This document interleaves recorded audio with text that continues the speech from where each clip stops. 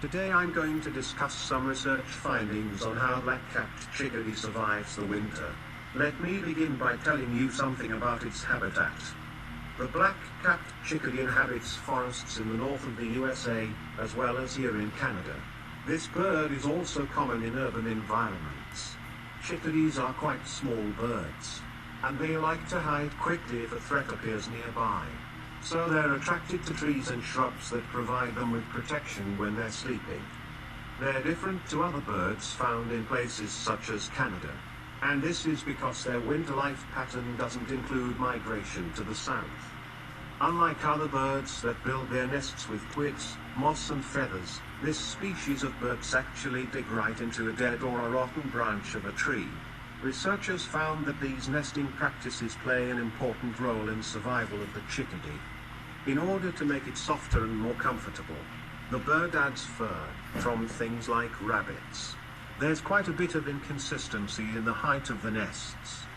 Now let me turn to some new research on this bird. Professor Susan Smith has done a lot of research on the success of these tiny birds surviving in such a cold climate. One of the things she has found in her studies is that when it comes to storing their food, the chickadees will find places which are secret. But it would be no good if they forgot where they'd hidden the food. It appears that the chickadees have a great memory and can keep track of thousands of these places. Smith found another reason underlying this bird's ability to survive in frigid winters. And that was the fact that at night the temperature of its body is reduced. This means the bird has the ability to conserve energy at night. Another researcher, called Susan Schaber, has also investigated the bird's ability to survive the cold winters. Schaber found that they have to gorge themselves, not just on seeds, but also on large numbers of insects. And her studies showed that an interesting effect of this is that these birds are about 10% heavier in the daytime than they are at night. So over the 24 hours there's a dramatic fluctuation in their weight.